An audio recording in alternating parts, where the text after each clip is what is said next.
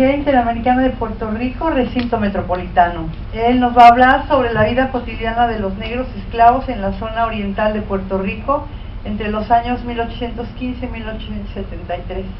Adelante, tienes la palabra. Buenas tardes. Buenas tardes. Mi nombre es Héctor Rafael Castrillón Costa y soy estudiante del programa graduado de Historia de América de la Universidad Interamericana de Puerto Rico. Agradezco infinitamente la oportunidad que me han brindado hoy. Mi investigación titulada La vida cotidiana de los negros esclavos en Naguabo surge de mi interés por aportar un nuevo enfoque a la discusión sobre la esclavitud en Puerto Rico. Para aquellos que no han tenido la oportunidad de visitar a Puerto Rico, Naguabo es un pueblo, el pueblo de Naguabo es uno pequeño y acogedor, localizado en la zona este de la isla. Durante el siglo XIX, y particularmente después de la prohibición de la trata negrera por parte de los británicos en 1835, el puerto de Naguabo se convirtió en un centro clandestino de distribución de esclavos hacia los pueblos de mayor auge económico en la zona. La divulgación de sus vidas, sus percances y sus enfrentamientos contra el sistema esclavista que los privaba de su libertad es el objetivo principal de mi estudio. La historiografía sobre esclavitud en Puerto Rico ha centrado su interés en las economías del sistema.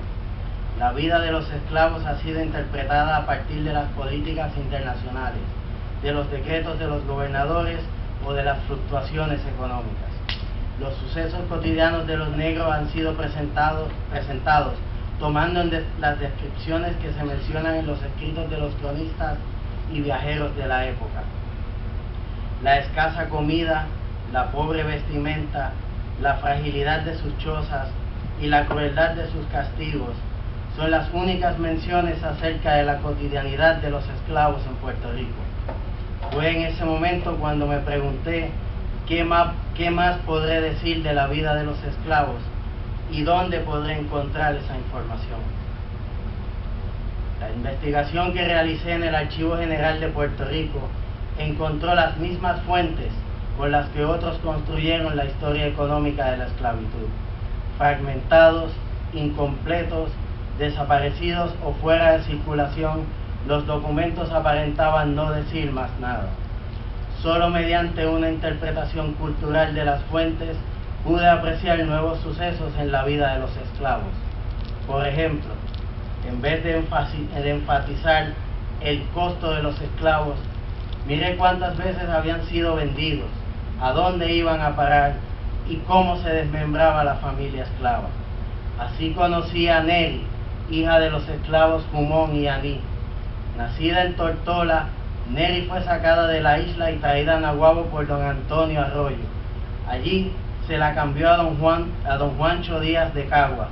Este se la vendió a don Rafael Burgos, y este al presbítero don Andrés Rivera, y este a madame Luisa de Guayama, quien la cambió por otra esclava a don Marcelino Cintrón, quien luego la vendió a Antonio Carrasquillo, y este a don Vicente Fuentes, y este a doña Ágnega de Rivera, y este a don Francisco Lora, y este a don Antonio Latimbañez, en donde habitaba cuando la identificaron los ingleses.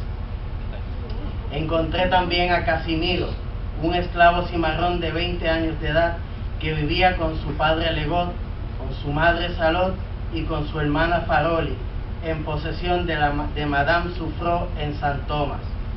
Esta los trajo a Naguabo y los vendió por separado. Los nuevos amos, para evitar que los británicos lo identificasen y los reclamasen para liberarlos, les cambiaron el nombre a Esteban, Susana y María. Los padres de Casimiro fueron comprados por don Antonio Monserrat de Maldonado, del pueblo de Burabo, y su hermana don Pepe de Caguas, por don Pepe de Caguas. Casimiro, quien pertenecía a don Blas de Naguabo, se había escapado en busca de su hermana, a quien nunca encontró. También encontré a María, una esclava de 24 años que demandó a su antiguo amo don Francisco Pou. María, a través de su representante y nueva dueña, doña María Ramos, expresó, y cito, que no tan solo la suerte la había perseguido aún antes de nacer, condenándola a la perpetua esclavitud, sino que también le aguardaba el engaño de un hombre que, manifestando las armas de la seducción, no podía menos que conseguir las pretensiones para fecundarla, con la estrecha promesa de darle libertad a la prole que resultó.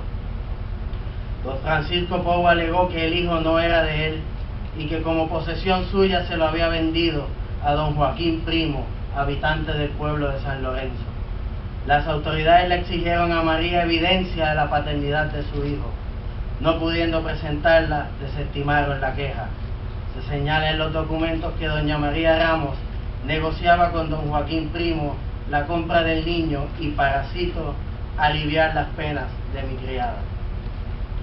La vida cotidiana de los esclavos no se puede limitar al estudio de las cosas que escaseaban. Estas necesidades las sufría el negro como consecuencia de las relaciones de poder que establecía el sistema esclavista entre su amo y él. Los negros eran vistos y tratados como pertenencias y no como personas. Por eso los vendían sin tomar en consideración sus familias, y si no los podían comprar, los robaban, como le ocurrió a Paulina, una esclava que vivía en la hacienda Quebrada Palma de Manuel Arroyo. Paulina declaró en los documentos, y cito, que la noche que la cogieron dos hombres estaba durmiendo, le pusieron un pañuelo en los ojos y la montaron a caballo. Asimismo le pasó a los esclavos Bartolo y Patricio, quienes habían sido secuestrados por don Bernardo Reyes. Cuando éste fue sorprendido a las 3 de la mañana, se informó que los esclavos andaban, y cito, vestidos de mujer. Entender la vida de los esclavos desde las fluctuaciones económicas es un error, pues estas afectan muy poco sus vidas. Cuando el hacendado tenía éxito en sus cultivos y aumentaba sus riquezas, no les proporcionaba un mejor trato a sus esclavos. De la misma forma, si el amo se iba a la ruina, los vendía, pasando a pertenecer a un nuevo amo, sin que se alterasen sus precarias condiciones. La vida de los esclavos debe entenderse en función de las relaciones de poder, su enfrentamiento al sistema esclavista y las dificultades que encara para alcanzar su libertad.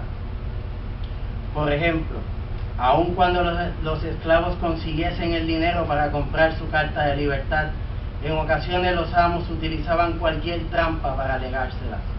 Así le pasó a Dionisio, quien por 8 años crió 6 reses que valían 400 pesos. Estas reses estaban al cuidado de su antigua dueña, María de Loto. Cuando ella murió, su viudo don Guzmán, le negó las reses o el dinero con el que pensaba liberarse. El alcalde don Francisco de Vega intervino en la disputa, determinando que se le debía entregar a Dionisio 500 pesos macuquinos por el valor de las reses, pero que don Guzmán no tenía que pagárselos de una sola vez, sino que a razón de 6 pesos mensuales. Si sacamos el cálculo, Dionisio continuaría siendo esclavo por 7 años más. De igual forma le pasó al esclavo José María García, quien tenía 7 vacas preñadas, 2 yeguas y 12 gallinas, las cuales cuidó por 14 años. Su amo don Francisco Antonio Torres le ofreció 40 pesos por los animales, cifra que José María estimó muy baja. Al demandar a su amo, un sustituto del alcalde de Naguabo, llamando don Juan Bautista, estimó el valor de los animales en 30 pesos. Así podría continuar mencionando ocasiones donde el esclavo no podía liberarse, aun cuando las disposiciones de ley lo establecieran, como a María Aurelia, de 17 años e hija de los esclavos casados Juan José y Edúbiges. María estuvo en España por 12 días junto a sus dueños, don Salvador Pérez y doña Manuela Polanco. A ser de vuelta a Naguabo fue vendida a don Ramón Grillo de Caguas, en vez de ser liberada, como estipulaba el reglamento de esclavos de 1826. Semejante situación le ocurrió a Tani, de 31 años y natural de Angola. Ella vivía en Tortola, bajo la posesión de don Carlos. Cuando los británicos abolieron la esclavitud en sus colonias, don Carlos la vendió como esclava a doña Mariela de San Tomás.